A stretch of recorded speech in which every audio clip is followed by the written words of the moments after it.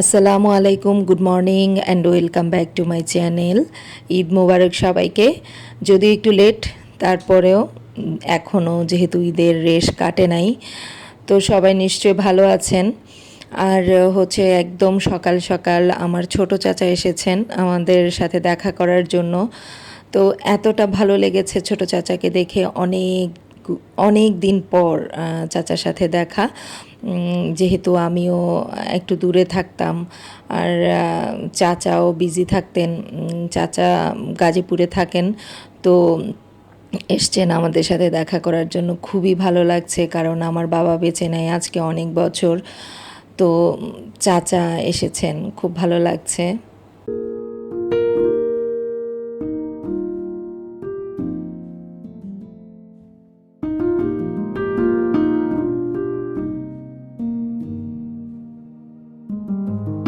বিকেলবেলা একটু ব্যালকনিতে দাঁড়িয়েছি, আর এই অপরূপ দৃশ্য আমার চোখে পড়ল। এক ভদ্রলোক তার মাকে এইভাবে হাত ধরে ছাদে হাঁটাচ্ছেন।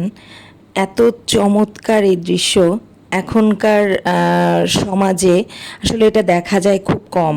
কারণ বাবা মা একটু বয়স হয়ে গেলেই এখন সবাই বোঝা মনে করে।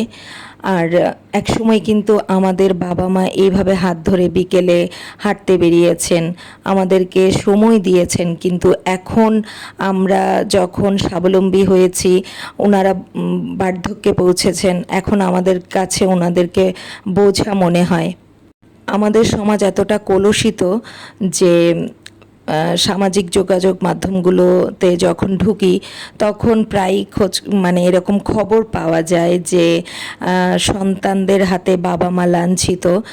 আসলে এই খবরগুলো শোনা থেকে মরে যাওয়া অনেক ভালো। কারণ বাবা মা তার সারাটা জীবনের সঞ্চয়, সারাটা জীবনের শক্তি সামর্থ্য সব সন্তানের পেছনে খরচ করে তাকে মানুষ করেন। কিন্তু বার্ধক্যে যখন তারা পৌঁছান, তখন ওনারা আমাদের কাছ থেকে আশা করেন যে ওনাদের হাতের লাঠি যেন আমরা হই। আসলে আমরা কিন্তু সেটা করি না। আমরা আমাদের নিজেদের সংসার নিয়ে ব্যস্ত হয়ে পড়ি, তাদের দিকে সময় দিই না।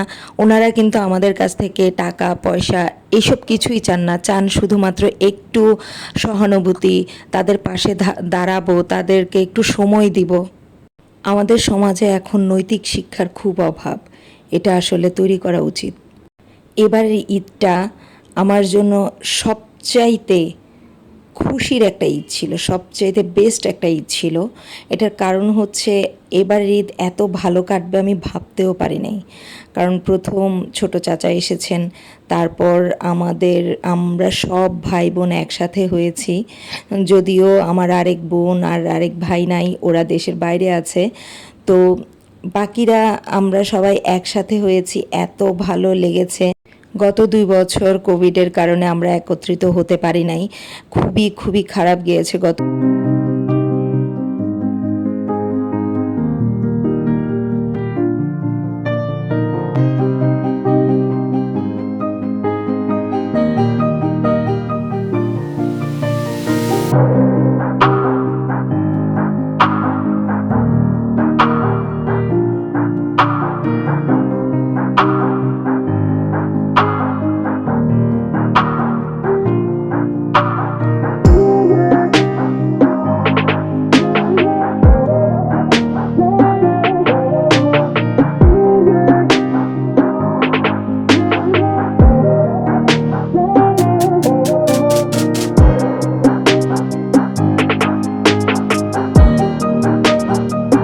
আমার আম্মাকে মনে হচ্ছিল একদমই সুস্থ হয়ে গেছেন, ছেলের বউ নাতি নাতনি কাছে পেয়ে আমার কাছেও ভীষণ ভালো লেগেছিল। আমরা যতক্ষণ পর্যন্ত ভাইয়ারা ছিলেন বসে বসে গল্প করেছি, খুব ভালো লেগেছে। মানে অনেক দিন পর আমরা সবাই একত্রিত হয়েছি।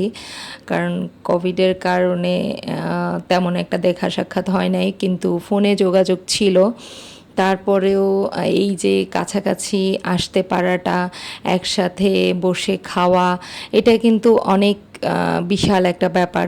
আর এখন আমরা সবাই যে যার মতো বিজি থাকি, দেখা যায় যে সবাই একসাথে হওয়াটা সময় সুযোগ হয়ে ওঠে না, কিন্তু এই ধরনের অকেশনগুলোতে আমরা সবাই একত্রিত হই, এটা যে কী আনন্দ সবাই একসাথে হওয়াটা। দেখা যায় এখন সময় স্বল্পতার কারণে, ব্যস্ততার কারণে আমরা যত আত্মীয় স্বজন আছি আমরা সবাই একসাথে হতে পারি না, কিন্তু এরকম একত্রিত হওয়া, একটু সময় একসাথে পার করাটা খুব জরুরি। কারণ এই যোগাযোগ মাধ্যম, তারপর হচ্ছে শুধুমাত্র ফোন, এটাতে ওই যে আগের যে একটা হৃদ্যতা, সবার সাথে ভাব বিনিময়, ভালোবাসা, এই জিনিসগুলো কিন্তু দিনে দিনে কমে আসছে। আমার মনে হয় এগুলোর জন্যই সমাজে এত হিংস্রতা, এত দূরত্ব।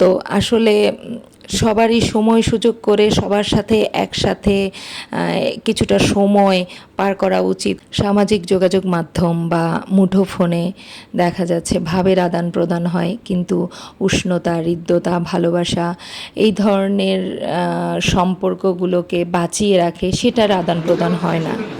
ও হ্যাঁ, তোমার অবস্থা কি হলো? এই যে আমাদের উচিত যে যার জায়গা থেকে কিছুটা সময় বের করে পরিবারের সবার সাথে অন্তত মাসে একটা দিন পার করা। দিনে দিনে আমাদের জীবনটা একদম যান্ত্রিক হয়ে যাচ্ছে। আমরা মুঠোফোনের কারণে খেলার মাঠ হারিয়েছি, বন্ধুদের আড্ডা হারিয়েছি, ভাই বোনের খুনসুটি হারিয়েছি। আমাদের ছেলেবেলাটা কিন্তু অনেক অনেক সুন্দর কেটেছে।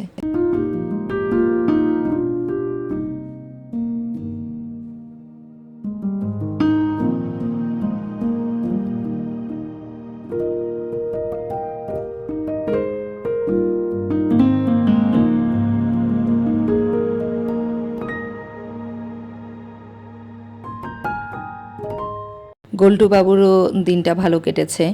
যত কচিকাঁচা এসেছিল সবার সাথে খুব মজা করেছে, খেলেছে। এখন সে ভীষণ টায়ার্ড। তো যাই হোক, আজকে এই পর্যন্তই। সবাই ভালো থাকবেন, সুস্থ থাকবেন, আর আমার পরিবারের প্রত্যেকটা সদস্যের জন্য দোয়া করবেন। আল্লাহ হাফেজ।